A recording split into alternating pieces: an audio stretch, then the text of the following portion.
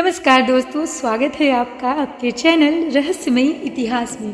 दोस्तों सोचिए, अगर किसी रथ पर स्वयं भगवान श्री कृष्ण बैठे हों, अगर उस रथ की ध्वजा पर महाबली हनुमान विराजमान हो और अगर उस रथ को चलाने वाला कोई साधारण सारथी नहीं बल्कि साक्षात श्री कृष्ण हो, तो बताइए क्या उस रथ को कोई अस्त्र तोड़ सकता है या क्या उस व्यक्ति को मृत्यु छू सकती है।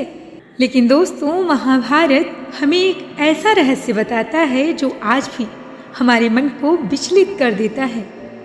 दोस्तों, महाभारत का युद्ध समाप्त हुआ, श्री कृष्ण रथ से उतरे और देखते ही देखते वही अमर रथ आग में जल गया।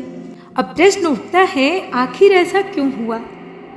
क्या वह रथ वास्तव में अमर नहीं था या फिर उसके पीछे कोई ऐसा रहस्य था जिसे केवल श्री कृष्ण जानते थे? तो दोस्तों, आज के इस वीडियो में हम खोलेंगे महाभारत का वह अध्याय जिसे बहुत कम लोग समझ पाए हैं। दोस्तों, महाभारत में अर्जुन केवल पांडवों के धनुर्धर नहीं थे, वे थे देवताओं द्वारा वरदान प्राप्त योद्धा, इंद्र के पुत्र और सबसे बढ़कर श्री कृष्ण के प्रिय सखा। और यही कारण था कि जब युद्ध का समय आया तो श्री कृष्ण ने स्वयं कहा, अर्जुन मैं तुम्हारा सारथी बनूंगा। दोस्तों सोचिए, जिसके लिए भगवान स्वयं सारथी बने उसका रथ साधारण कैसे हो सकता है।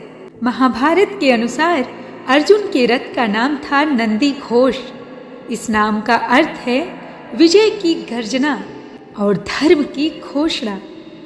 दोस्तों, जब यह रथ रणभूमि में चलता था तो उसकी आवाज से शत्रुओं के हृदय कांप जाते थे। तो चलिए जानते हैं नंदी घोष अर्थात अर्जुन के रथ की क्या विशेषता थी। दोस्तों, यह रथ दिव्य शिल्प से बना था, इसे देवताओं का संरक्षण प्राप्त था।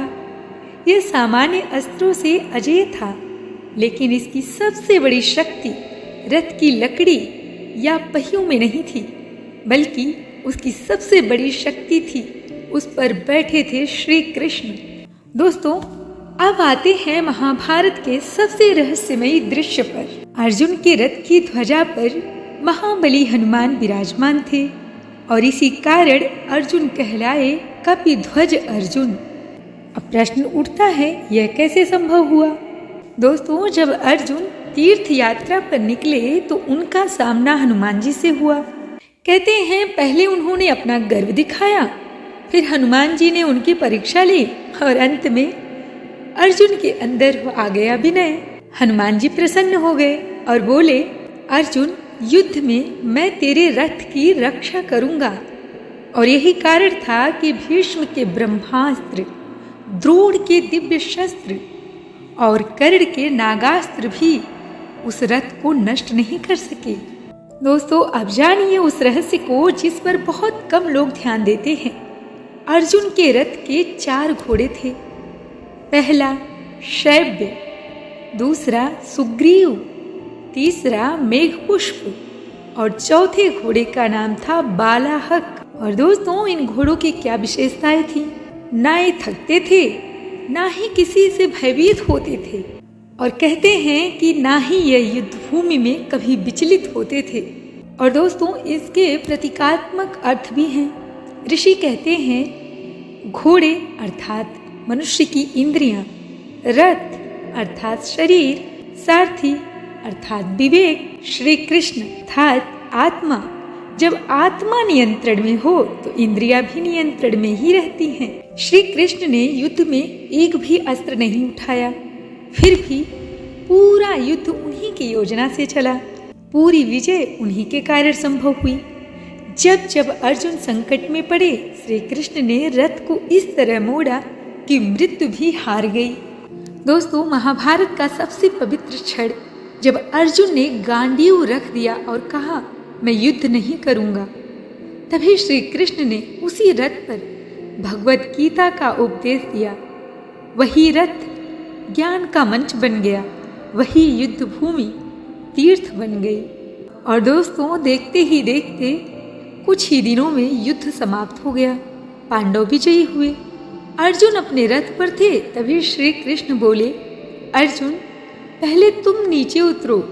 अर्जुन उतर गए, फिर श्री कृष्ण उतरे और कहते हैं श्री कृष्ण के उतरते ही पूरा रथ जल गया।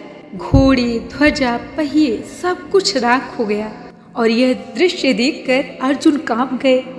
तब भगवान श्री कृष्ण बोले, अर्जुन इस रथ पर युद्ध के दौरान हजारों दिव्य अस्त्र लग चुके थे। यह रथ कब का नष्ट हो जाना चाहिए था, लेकिन मेरी उपस्थिति उस विनाश को रोके हुए थी।